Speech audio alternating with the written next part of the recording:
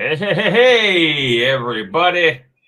Or, whoever's watching. Maybe That everybody, one maybe not. person. That one person. Hey, bro. Hey, bro. I'm talking to Mom. you, the one guy that's watching. That doesn't work for us. Probably Hosky. All right, we got the mainstream, and you know what we call it the mainstream, right? Because every time we say mainstream in the mainstream, you take a shot. And in Brian's case, it's a swig of his morning whiskey. Yeah. Feel Feeding your my inner what? freak. My inner freak. Oh, I see. Well, that's really matchy with your shirt right there. Exactly. Yeah, and sorry about the Steelers. Anyway, look, you brought that on yourself. Okay, I'm sorry. Anyway, we got two people watching. All right. Well, listen, we're off to a good start right now. Okay, so on this mainstream now, the real reason we call it the mainstream is because we explore mainstream adoption of blockchain tech and particularly RWAs, which is basically, what it's about, where we're not meant to live in this bubble of crypto forever, right? It's supposed to be, we keep talking about this mainstream adoption, mass adoption, and yeah. Oh, hey, Victor's the third person. That's right. I know that guy. He's got a cool haircut. Yeah, so we talk about this, right? But we don't really. I mean, just now, right? So just now, and we're into this, beyond Bitcoin thing for over 10 years now, right? We had Ethereum, we have Cardano now, all these other, sort of blockchains, and some actually good blockchains. Like Ergo, for example. You got all these different options, but we still don't have that mainstream adoption. Not really. We have a big market cap out there, in the trillions, but still, if you compare that to even what was happening back in the 90s with the internet, I mean, we're not even close to that. And so that's why we're so adamant about talking to people that are really are out there, well, just like us, just like Zengate is out there to really, boots on the ground, real world impact. And so today we have Greg from Empower, and Empower is actually that kind of place, right? So it's that kind of company, is that kind of project that really focuses on, bringing solutions, not bringing the gospel of blockchain, but bringing solutions that blockchain can assist with to places, that need it, and particularly in Africa, right? So Greg, why don't you kind of give us a little bit of an intro about yourself, and to just the gist of Empower for those that, those have been living under a rock, they don't know Empower, maybe. Absolutely. Well, first of all, thanks for having me on the show. Excited to talk about real world use cases for blockchain because, yeah, that's very much been our focus since day one. So my name's Greg Schneider. I'm the COO of Empower, originally from South Africa, but now live in the Netherlands, in Amsterdam. And Empower has kind of been working at this problem for now coming up to about 4 years. We launched our white paper about 3 and a bit years ago now. So some kind of consider us one of the more OG Cardano projects, but yeah, it's funny how quick the industry moves, that 3 years can make you an OG. And really, we were born out of a problem around affordable housing across the African continent. Now, by some estimations, there's a backlog of around 50 million homes across the African continent, affordable homes. And part of that problem is around how homes are financed for potential homeowners. So if you allow, I'll just give you a brief overview of the problem, which I think then it will help segue into what we're trying to do to solve it, and how blockchain helps us solve that problem. So a good way to understand the challenge is looking at a place like Mozambique, which is the first market we launched into. Now, prior to us entering the market, there are 31 million people in Mozambique. but there were only 600 home loans in the entire country, which is a bit of a crazy concept. And a home loan had never been placed outside of the capital of Maputo. Just for context, that same crazy statistic applies to a place like Nairobi or Kenya, which has 55 million people and has only 27,000 home loans. But Kenya is Africa's third largest economy. So, you might be asking yourself, why are there no home loans? And the reality is that for the vast majority of Africans, income is informal. And a mortgage expects formal income. So ultimately, what it's expecting is that on the 25th of each month, I can debit you a fixed amount that we've agreed up front for the next 20 to 30 years. And over that period, you will slowly pay off your home. But when your income's informal, it's quite hard to predict that you will have the funds at that time. And so you can't commit to a mortgage, and it seems too risky to issue you a mortgage.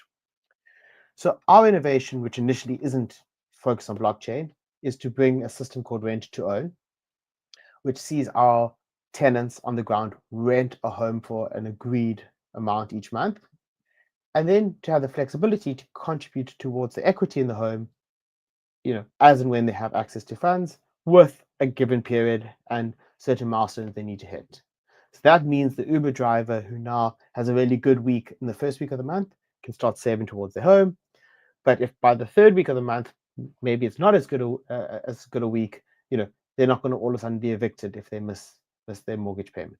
So that's the financial product we brought to the market. As we started to bring that to the market and try to look at raising capital for this financial instrument and for institutional investors, we started to observe a lot of challenges that we identified blockchain could solve. So we didn't go out and say we want to be a blockchain business. We said there's a lack of mortgages and housing finance, which means that people have to self-build or save up for their houses in cash, creates all these other challenges. How do we resolve it? We think the structure could work. Let's take that to the market. And the market said, well, I want transparency around my data. I want to be able to more easily move money in and out of market. I want some form of additional collateral that's, that can easily be moved, something like a digital asset. And we started to say, well, interestingly, those problems can be solved by blockchain. And maybe later in the show, we can get into that in more detail.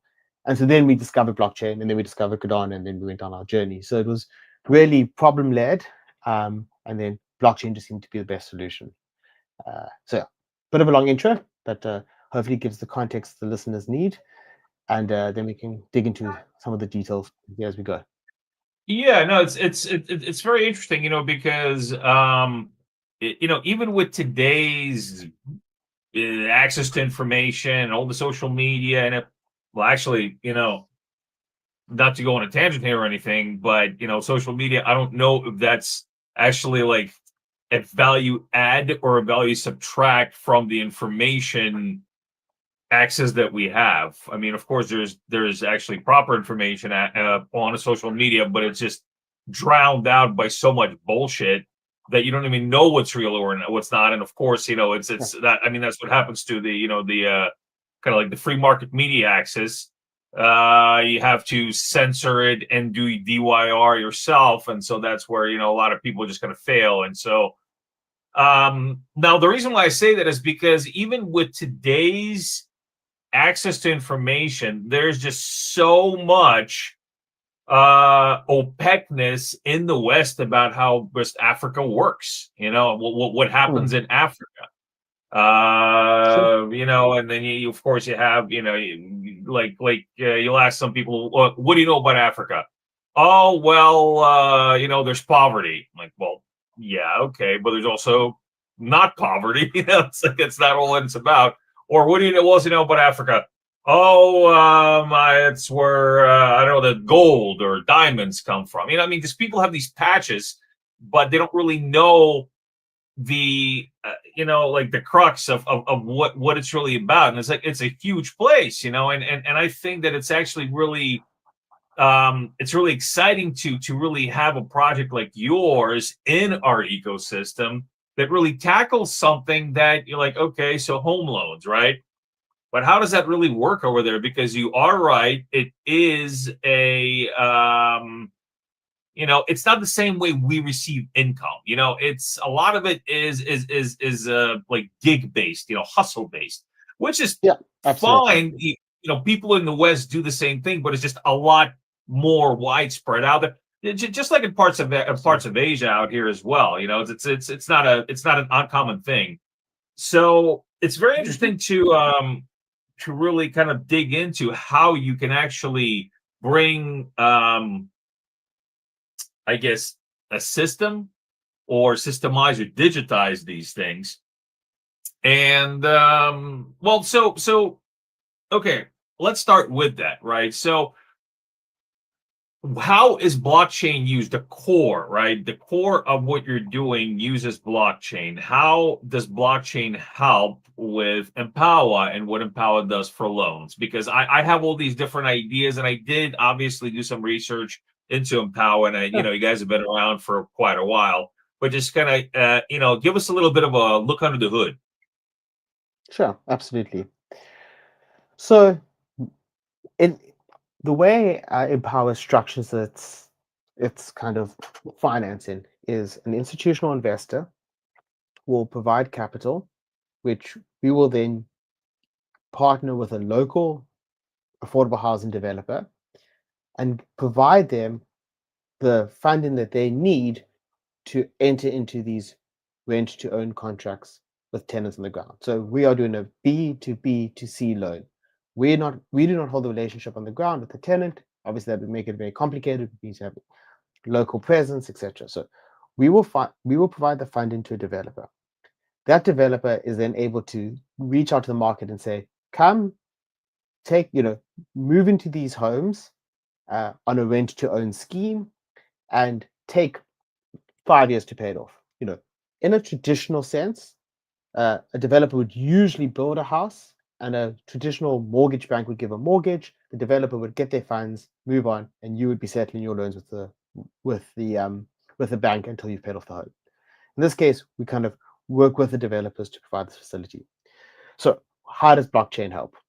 Well, the first one is around bringing transparency to all that flow of capital. So the money going into the market, the fact that the developer is getting payments being made by tenants. Now, tenants are not making payments on the blockchain, not yet, of course. I mean, we're not trying to change behavior. We don't expect our tenants to pay their rent in something like a stable coin.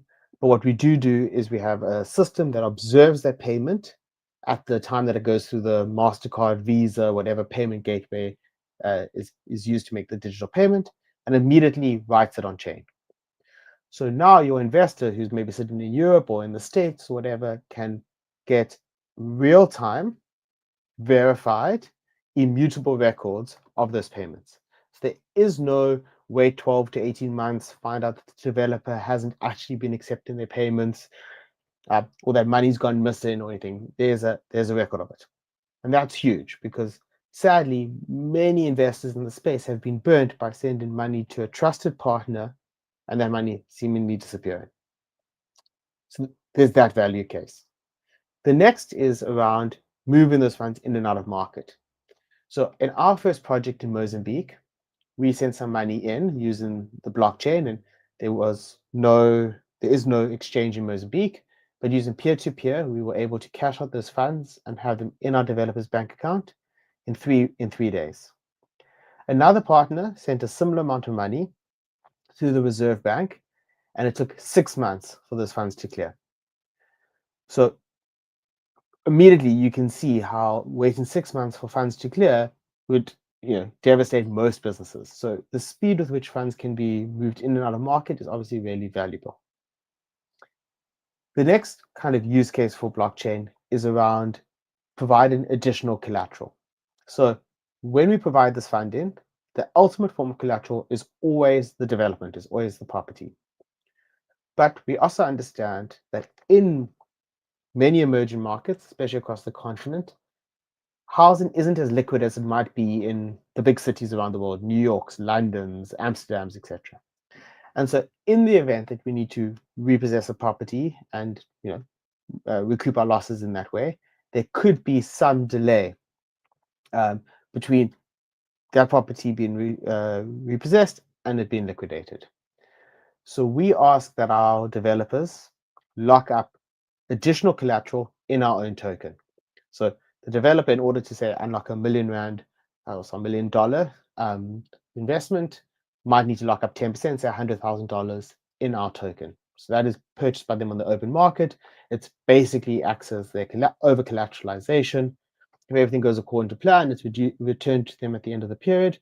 If for whatever reason there's a challenge, then we can use that almost as a deposit for unlocking the financing. And that's useful for us because it's divorced from the local currency, which unfortunately can sometimes depreciate.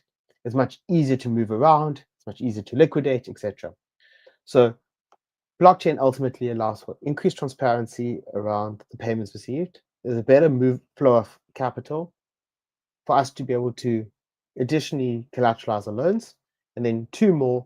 The one is to denote the investment in an NFT, so to tokenize the investment, so either using NFTs or tokens to make that investment more tradable.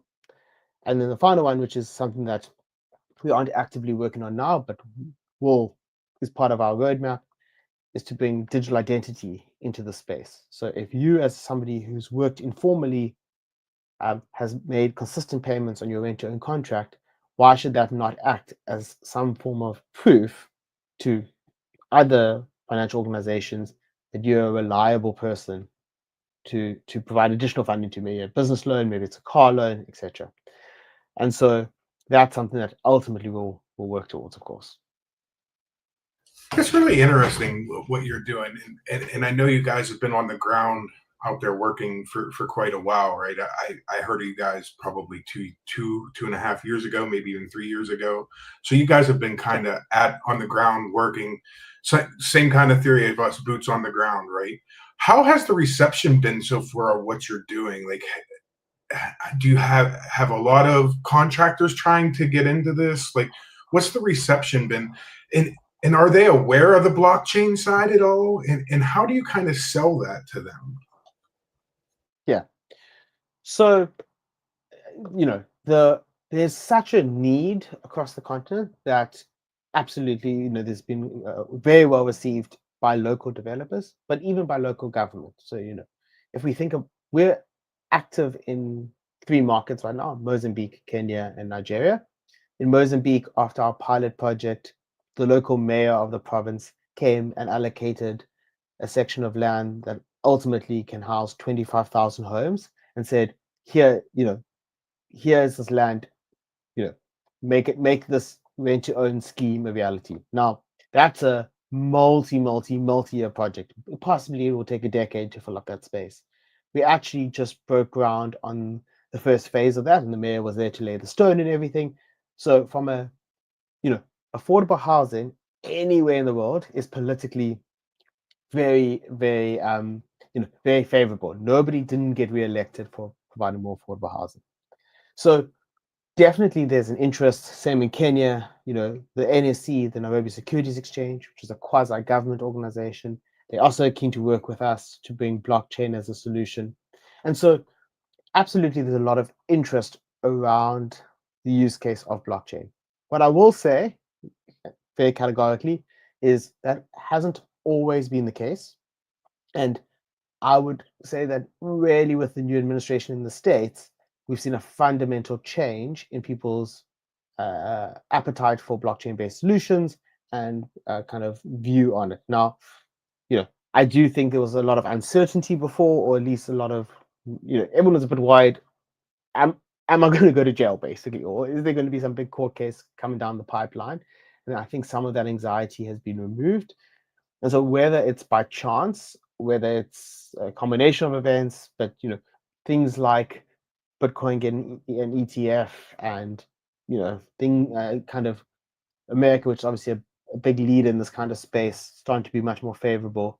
We're seeing that trickle down, and other organizations and other individuals, be them institutional investors, be them local regulators, etc., starting to say, all right, we need a solution, and maybe this blockchain thing can be part of that solution, and it's not simply a tool for money laundering and drug trafficking, which we've all known isn't the case, but people are starting to wake up to that. Yeah, it's quite interesting, right? Because I think we've kind of seen the same kind of response with the technology that we're bringing there in Nigeria, right? So that's kind of what caught my attention, is that you guys were doing this work in Nigeria, and we just happened to be at Nigeria kind of at the same time. So it really kind of, I guess my algorithm caught it, and I was like, what these guys are doing. And I had talked to you before on Cardano over coffee, but as time goes, you guys have progressed a lot. So it's really interesting to hear kind of how the government, is looking into the technology there and wanting to adopt it. And I think that's the way that mainstream adoption is really going to happen. Hold on, I need to take a shot of my vodka because I said mainstream. Absolutely. Yeah, of course. I mean, absolutely. If you just think Nigeria, cryptocurrency about 12 months ago, I think it was illegal. It was there was, and now there's 2 regulated exchanges. I mean, we're looking to get our token listed on one of those exchanges, so we're currently going through the process with their SEC. Things are moving along nicely there, but yeah, we went from a world where it was a criminal offense to hold cryptocurrency to 12 months later, 2 exchanges, government support. So it's interesting how quickly things can move. Yeah, it is. It's quite surprising how fast people can kind of flip their switch on their thoughts of cryptocurrency, right? And they see the real meaning and the real use case behind it. And the real five project that you're kind of doing is very, very interesting, right? Being able to give out these loans and track the payments, because one of the biggest issues is people taking money, right? Middlemen taking money that they shouldn't be taking, right? So can you tell me a little bit about how the reception for that, like the investors, do they like, can you get a little bit more in depth with that? Like, how would they go and view? Do they go to like the Cardano blockchain and view the hash marks? Like, do you have a system that's set up where they go log in and can just kind of see it? Yeah, absolutely. So we have a platform that we've built called Empower Pay, and that ultimately manages the relationship end to end. So it has a portal or a mobile app for the tenant to make their payments. It has a portal for the developer to manage their day-to-day running of their project, everything from pull-in statements for clients, login tickets for challenges at the development, to the usual stuff you'd expect around keeping track of payments, and then an investor dashboard. Now, we are constantly walking that line between, making things very Web 2 and accessible and everything, and having the Web 3 technology there, but not smothering people or rubbing their face in it, etc. And I'll be honest, when we started out, like I think many in the space, we were so excited about blockchain and everything it could do and all the problems it could solve.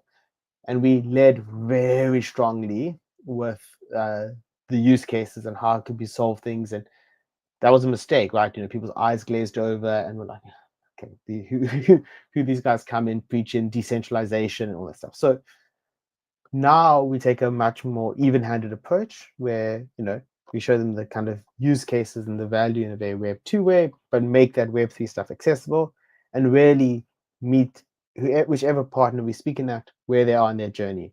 So we have some institutional investors who fully get blockchain and are like, that's their reason for being interested in what we're doing.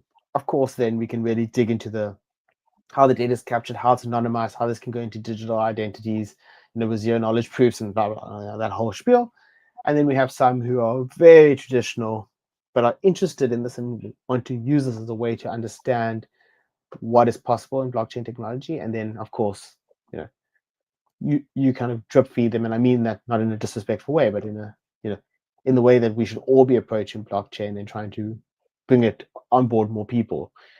Don't sit at a dinner party, talking about decentralization, DREP, and how you're going to be, what's the latest SIP protocol that's busy being debated, because you're going to quickly find yourself sitting alone.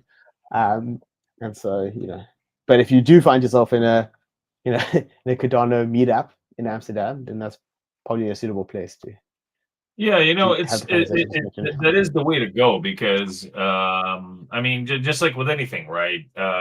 Mainstream internet adoption, for example, it didn't happen because people figured out how to, how TCP/IP works.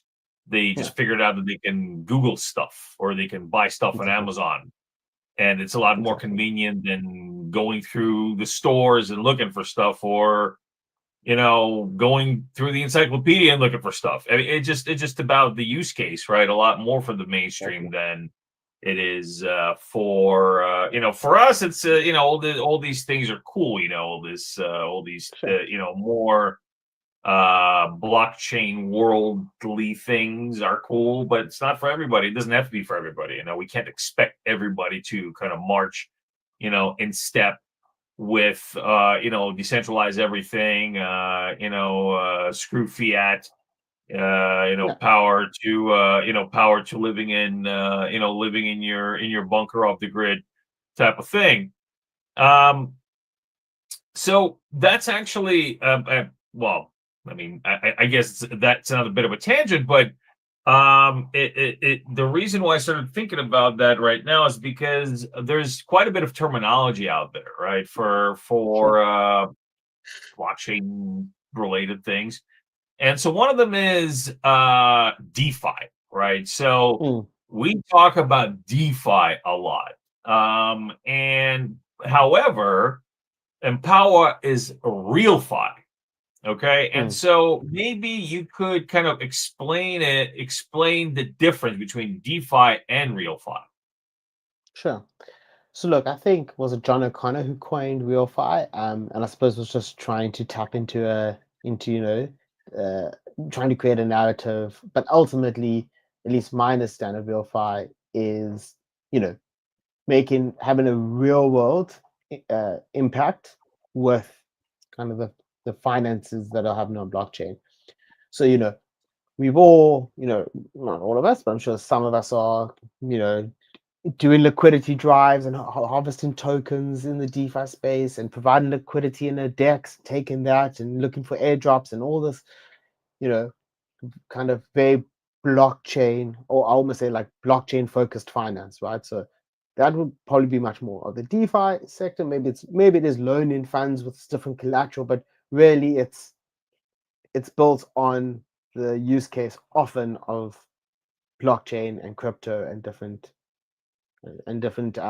use cases in that ecosystem.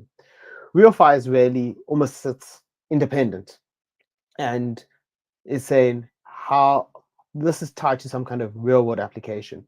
And I think our project is a nice example of that.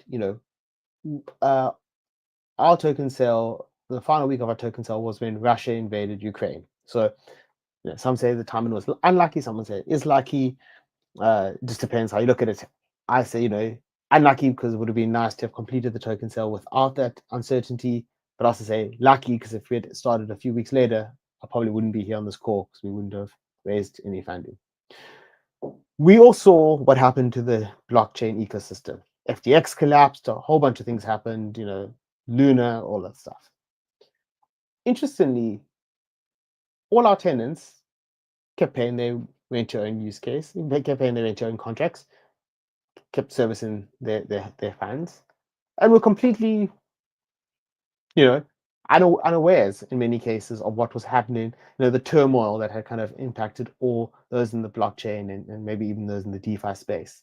And that's because there's a real world use case. If I do not meet my rent and I do not service my loan, then I will have to be replaced and I'll need to find a new place to live. And so in some cases, real fi projects without I should be cautious and not to give financial advice, but sometimes are an interesting hedge in the blockchain space. You're still benefiting from the technology, but hopefully that real world use case, the real world impact can shelter you to some extent when there are the kind of expected ebbs and flows of the crypto ecosystem. Um, Often, real fi returns can be lower, right? Obviously we're trying to make access to housing affordable, and home loans in Mozambique prior to us entering the market sat at 27%. So that is unaffordable. No one, I believe, on this watching this could probably afford their home loan at 27%. So we say everyone assumes people in Africa are poor. Well, yes, I would feel exceptionally poor if I had to try and service a 27% interest on my home loan here in the Netherlands. Just would not be realistic. But so that feels like a crypto return. But actually, real fi projects need to be rooted in real people paying real money that then filters its way up, makes its way back to people who've supported the project. And so, sometimes the real fi ones seem a little bit less enticing, and they might also take a bit longer because kind of constructing a series of homes definitely takes longer than writing a bunch of code often. But that's just the nature of real world impact. And so if those are things that people do need to keep in mind, I think, when considering real fi projects. It's just the reality, unfortunately. Yeah, and one of the things I think that challenges maybe some real five projects is growth, right? Because you're bringing in this new technology that a lot of people don't really quite understand. However, they're interested in it. You said you were working in Mozambique, Nigeria, and I'm sorry, I don't remember the third one, Kenya. And how do you see Impala expanding outside of that, maybe into other markets? What challenges do you face as even in those markets of growth, right? Can you talk about that? Because I think it's important for other projects to kind of learn from projects that are on the ground working, right? Doing these things, because it will help them as they grow. Absolutely. Yes, I mean, I think we all fall into the trap of talking about Africa as this like conglomerate, this monolith of countries. And while there are some shared challenges, it's important to remember that each is made up of many unique countries, each with, in some cases, language differences, regulatory differences, kind of how advanced the economies are. I mean, Mozambique is one of the world's poorest countries, but sits right on the border of South Africa, which is the second largest economy on the continent, right?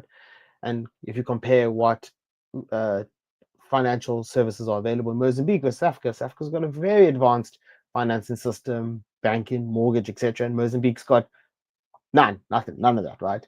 So whilst some lessons can be learned and can be replicated, projects do need to be cautious about thinking that they can just speed run the continent. And that's where I'm envious of businesses launching in the States, for example, where yes, there are nuances between each of the states, of course, but free trade between all of the states, common language. There's certain things you can assume would work across multiple states, which you just can't assume across Africa. What is very advantageous, though, is everyone's looking to try and solve similar problems across the continent. People are reluctant to be first, but if they see it's worked somewhere else, they're very quick to adopt. So our project with the Nairobi Securities Exchange, they're part of a collective of other stock exchanges on the continent that are looking at this very closely and saying, if it works, if this tokenization and blockchain project works, then maybe it's something we can implement in Mozambique and in other markets. So from our perspective, we're kind of keeping it quite focused. There's a few variables we consider, population growth, urbanization relative to how big the mortgage market is. So definitely markets where there's really an underserviced finance sector. That's really interesting for us. Where we can stick to English speaking, just because taking on West Africa and French is a challenge, because no one in the team is really fluent in French. So that you don't need that complexity. It's hard enough to explain blockchain. Now try and explain it in a language you don't understand. I've tried. Yeah. It does. Yeah. I don't need that stress right this second. But what is actually interesting is how much interest we're getting in this approach from other emerging markets outside of Africa.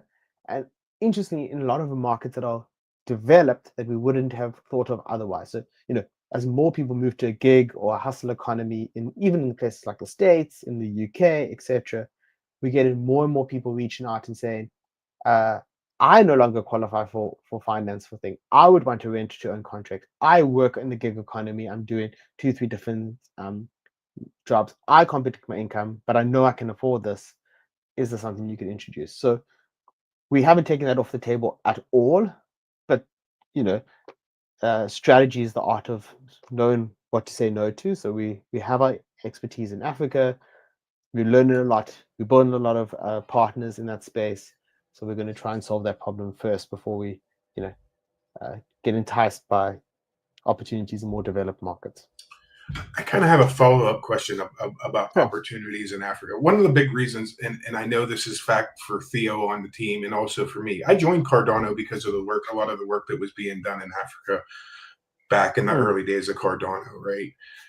Have you seen more projects interest in Africa? I know we're working there. We've been working there in Zambia for quite a while with Nature's Nectar doing some honey. But do you see Cardano projects focusing on Africa at all? Or do you think that there's a lot of room for growth for projects to come into Africa in Nigeria, specifically maybe the places that you are, right? Because you know them best. Yeah. But do you see opportunities for projects there? Yeah. So look, we were drawn to Cardano for a number of different reasons, but one right at the outset was their focus on Africa.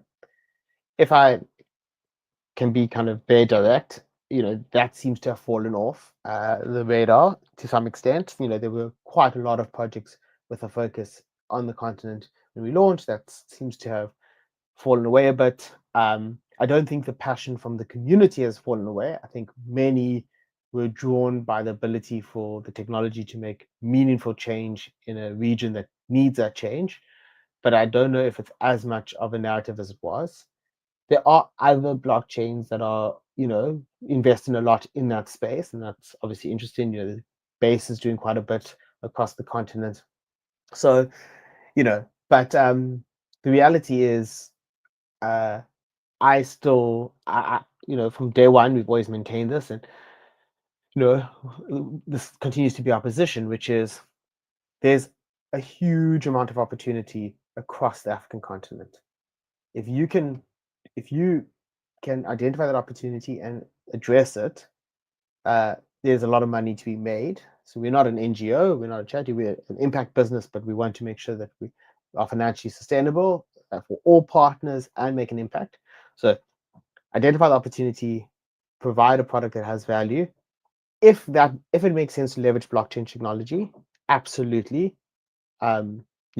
consider using it, because I think the continent is open to it, way more open than it's ever been.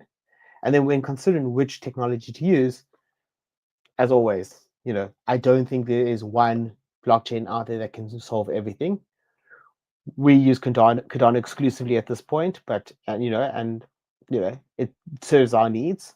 But as an example, a widely used stablecoin is going to have a widely used stablecoin on the continent is going to be something we need to integrate with. Who wins that? I don't know. But right now it isn't essential. But at some point, there's going to be maybe it's going to be USDT, maybe it's going to be USDC, maybe it's going to be something from Celo, maybe it's going to be, there's a bunch of different people competing to be the kind of blockchain, the stablecoin of choice for the content because of how much remittance payments happen, etc. And when that happens, then that would be a good piece of technology to leverage. Right now, Cardano is still decentralized, it's still fast enough, it's still low cost enough. So, we haven't started to explore that actively, but that would be my advice. Yeah, one blockchain will not rule them all, and that's just the truth of the matter. It's the way that the world's going to work. And a lot of things that you said there ring so true. Product market fit, right? You need to have the product in order to go into the African market, something that they can use. And I know that the technology is something that if it benefits them in a way that's going to help them, especially like the government figures. They see this technology coming in, and that's only going to benefit them in the long run because it's going to help modernize their state, their country, their government, whatever the case may be. That's an interesting point, Brian, because what is often observed in like across the continent is the leapfrogging of technology, right? So, you know, a lot of markets have gone from almost no internet or ADSL if they're lucky or dial-up, whatever, all the way to 5G, and skipped out fiber completely. I often joke, we went from a kind of a CD Walkman straight to an iPod in South Africa. When I was growing up, there was no mini disc player or other MP3 players. It was just, there wasn't enough time for that technology to kind of make its way there before it was replaced by the iPod, right? And so there's, in some ways, many of the systems are so broken that blockchain is such an obvious solution for that they can skip all the other layers that we all have understood, needed to be there before, much more traditional finance, and jump straight to blockchain. And I mean, remittance payments are such a big part of the continent, with so many people working remotely in the diaspora wanting to send that money back. That's so expensive that can immediately be addressed by blockchain. The fact that currencies depreciate and that there can be a hedge, on that currency from something like a cryptocurrency, huge, right? Huge opportunity for blockchain to really gain a foothold, for funds to be sent, even within country. Kenya has M-Pesa, but people's family live in rural areas. They go to more urban areas to work. How do they get that money back? There's so many of these problems that need to be addressed that blockchain can solve, and word spreads very quickly when people start to realize, this is something that can be successful. Yeah. No, that's that's very interesting because we actually use that phrase quite a bit, leapfrogging. And that's really, I mean, it's not just in telecoms. It's not just in it's not isolated to different to one area or two areas. This is actually kind of across the board, and this is why we're confident in the fact that blockchain will be a success, and you don't have to go through everything that came before blockchain that they didn't have there, because at this point blockchain is the best solution. But you don't have to, there doesn't have to be a learning curve, right? Again, so why did the iPhone work? Because it just worked. It just did it. Because we had I had a Palm Pilot before that, one of the big Palm Pilots with the, like, it was actually like a smartphone. It had apps on it and everything. It was a Palm Pilot Color. It had an attachment that was actually, I could actually use it as a phone, and people looked at me like I was nuts. You still have it. Don't lie, Dan. You still have it. Somewhere. Actually, I probably still do. I still have a BlackBerry somewhere as well in this room, wherever it is, in the closet back there, maybe. But some areas just kind of went right from, like from dial-up to to what you got today. And that's okay. Exactly. And we actually, that's an advantage, because you don't have to really there wasn't you don't have to deal with all this history of, well, at this point we had this, and then we had this, and then we had this, and we had this. Like, okay, all this sucked, now this is better, we're going to use this. That's actually many times is easier of a sell. Now, a project like this, so of course, we the way we operate, our businesses like Impala, like Palm Economy, is that it's a lot of it is decentralized business development, decentralized community involvement, so things like that, which basically, it's one of the main reasons to do it is because you actually then kind of dissolve a single point of failure. If you have a community behind you, then you decentralize things. You decentralize these points, these pain points that you might have that could bring things down for you. So my question for you would be: so how does Empower engage its community and participate? Have them participate in what you do. I know community is important to you because you have a pretty big community. So specifically, how do you work with them? Yeah. So just to clarify, are you talking about our blockchain community, or are you talking about the developers and tenants on the ground? Well, let's start Okay. with the blockchain community. Let's start with Yeah, people around absolutely. Cardano and that community, and then we can actually go to Exactly. the developers as well, because I have a question about that as well. Sure. So as I touched on upfront, like early on in today's discussion, we expect our developers to lock up a certain amount of our token relative to the value of the loan that they've been issued, a deposit, so to speak. Now, we understand that for some of our developers, they may not be able to lock up all of the token required in order to have the project go ahead. So we allow them to basically make an application to our community to say, please, can you loan me some of the token I need to be able to access this funding?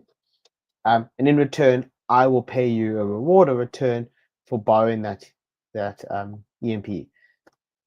If you think about it a little bit like how a stake pool might say, I want to start to mint blocks on the Cardano blockchain. I don't have enough. I could load up my own ADA to cross that threshold, but I maybe don't have enough. So community, stake with me. I'll pay you a percentage of the returns so that I can cross this threshold. So the developer would make that application, share their details, etc. They would issue an NFT, which we call our collateral NFTs, which typically have a face value of 100 or 1,000 EMP, but mostly 1,000. And so ultimately they say, depending on the return, for example, I will sell them for 900, and at the end of an agreed period, 1 month, 6 months, a year, whatever it might be, I will buy them back for 1,000 EMP. And so you've then made that return for that period, and you've enabled that project to go ahead. Those collateral NFTs are staggered, so they are actually shorter than the duration of the loan to the developer. And that's to allow the developer to slowly phase out using community tokens and actually to buy and lock up their own tokens, because that's the gold standard for us. The gold standard is the property as collateral and the over collateralization of the loan being in our token from the developer themselves. But we have to be realistic, right? In some cases, these are affordable housing developers. They might not have $100,000 to unlock the $1 million loan, and so that's how our community can support those projects and make sure that they go ahead and benefit, right? So they can benefit. So from effectively stake their token and have the project move forward. So that's how our blockchain community supports the work that we do. Our on the ground developers, we hold that relationship with them. They hold the relationship with the tenants on the ground. We really, as the name suggests, empower them to scale up. So we typically get them to start with maybe doing 5 homes, then 10 homes, then 15, then 20. So grow as local developers. And housing is a very local issue. Too many projects, I think, have struggled with this idea that they can design the perfect affordable home in some flat pack home in Switzerland or Sweden or whatever, ship it into Africa, assemble it, done. And that's not going to work. And housing has these local nuances. And so you really need to be working with local developers who hold those relationships and understand what is required. I'll give you just one very interesting anecdote that I learned recently on my trip to Nigeria. It is considered culturally important in Nigeria that each bedroom has its own bathroom and that there's a bathroom for visitors. Now that's crazy. If you're thinking about affordable housing, that you're going to have all rooms be en suite and a guest toilet. But it is culturally very, very, very important. Now, some of that falls away with younger consumers, and especially in apartment blocks and stuff. But if you go and you try and build a home without some of that consideration in mind, even if the homes are affordable, even if there's this financing in place, you will not get people committing to the rent-to-own contracts, because they would rather hold out and find, these are not how maybe some people say, well, this is a starter home and I'll move and later on I'll get a bigger home and I'll change. No, this is the opportunity to own a home, and this will probably be the home for life and the home they hand down, etc. So people are very, very considered about exactly what they want, and they know they're not going to have multiple homes over the course of their life that they own. Like maybe some of us in this call, you move into an apartment that is only suitable for this stage of life, but you expect to kind of move over time.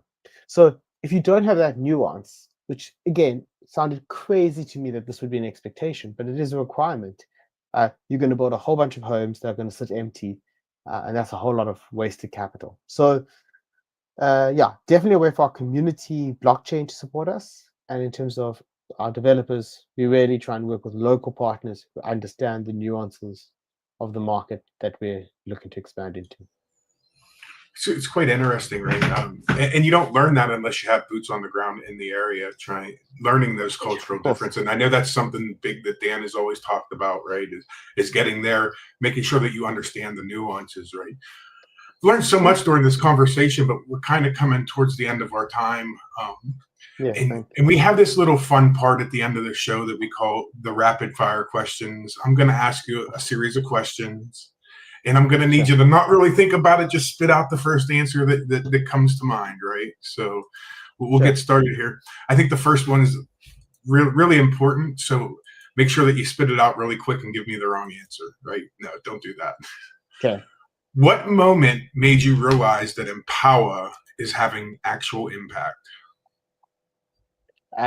So we had a story where we interviewed a bunch of our tenants in Mozambique about what it was like to live in the homes after a year.